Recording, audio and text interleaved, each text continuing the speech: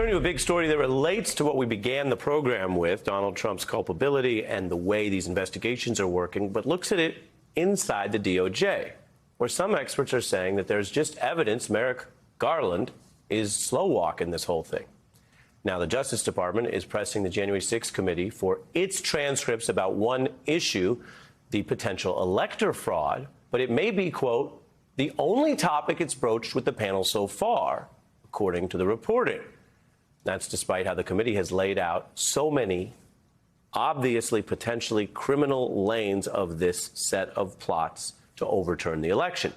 The Times also reported that some of the witness testimony outright surprised the Justice Department, reporting prosecutors there were, quote, astonished by things like this, what Hutchison laid out.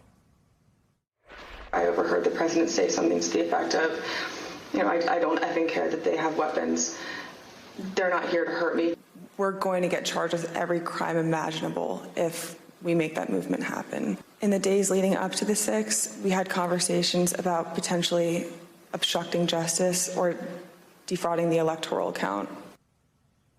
That sounds like a witness you want to talk to, not prejudging whether that leads to a charge or how high it goes. But if you're in the business of prosecuting federal crimes and you're hearing about them coming out of the White House, you'd want to know that. But take a look at this. Before what Washington viewed as a blockbuster hearing, Cassidy's name did not appear on any subpoenas. She was not considered a primary witness with regard to what the DOJ was doing. Now, prosecutors must follow evidence, and they learn about it in different ways, including in the public. Journalists do their jobs their own way, not as a sort of dry run or kind of ghost writing for other government agencies. But we all know from past practice that sometimes things that are reported become leads. And that testimonial evidence reportedly jolted DOJ to focus more specifically on Trump's role, which brings us to someone that you may have heard from before. He's got pretty good credentials. I'm talking about Andrew Weissmann, longtime prosecutor, FBI, Mueller veteran, considered a straight shooter, and someone who has put fear in the hearts of mobsters, which ain't nothing. Now, he spoke out after that Times story and then elaborated in an interview here on MSNBC. You're basically saying, with regard to some of these witnesses, they've been asleep at the wheel. I think that's basically right. The Department of Justice has more tools, not fewer tools, than Congress to get at the truth. Now, that's one prosecutor's view. What about the committee itself? Well, again, we try to connect the dots here for you. One of its most prominent members, impeachment manager Adam Schiff, responded to Weissmann in a Beat interview as well.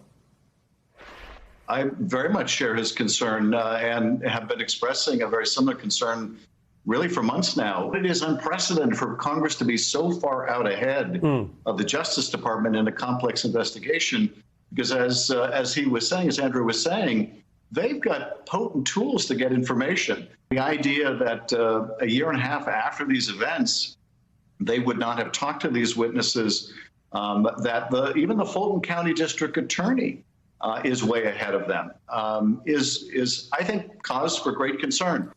Schiff, very concerned. Others speaking out, saying you got to put the heat on Trump. And remember, when we talk about timing, this isn't like wedding planning where some people want a year and others want 2, and you just kind of figure it out. We're talking about investigations to decide whether to charge or not. They have deadlines in law. They're called statutes of limitations. And depending on the charges, you could find out someone committed a crime and it's too late to charge them. Also, in fairness to everyone involved in the Trump White House, there are individuals who want to lead their lives. Some of them want to run for office. There should be a full and fair investigation, and then things should be closed out. For example, Mr. Meadows was facing criticism that he might need to be indicted over ducking the committee. In that case, the DOJ looked into it, and they declined to charge him while charging, as you may have heard, Navarro and Bannon. So there's a lot of pressure here to do this better and faster. We will say, in context, the DOJ has arrested over 800 people in connection with the riot or insurrection that day, but many were on misdemeanor charges. A selective few have faced that more serious and grave charge of seditious conspiracy. One more counterpoint, because we want to give you all the evidence. You'll make up your own mind. There are allies of the DOJ who say, does this look like they're just sitting around? Does this look like they're afraid of Washington insiders? Donald Trump's lawyer, John Eastman, getting the old pat down just like any other person in America and having his phone seized from him and being treated like someone who doesn't get to decide what to do with his phone or his body, being treated like someone who is, well, subject to a lawful search. And they show him the warrant there. They're handing him the warrant. Or take Jeffrey Clark, who was a high-ranking Trump DOJ official. But this is what it looked like, as you can see from body camera footage, when he was pulled out of his home for that search. Again, subject to a lawful, independent, approved warrant. He asked at one point if he could put pants on, and the agent informed him, no, sir, you can't. They have a process for a safe sweep. They don't let people just go back in the house.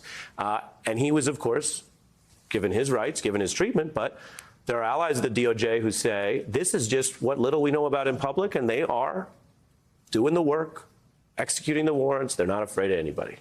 So those are multiple perspectives on this, a story that is a big one in Washington right now and has consequences for America.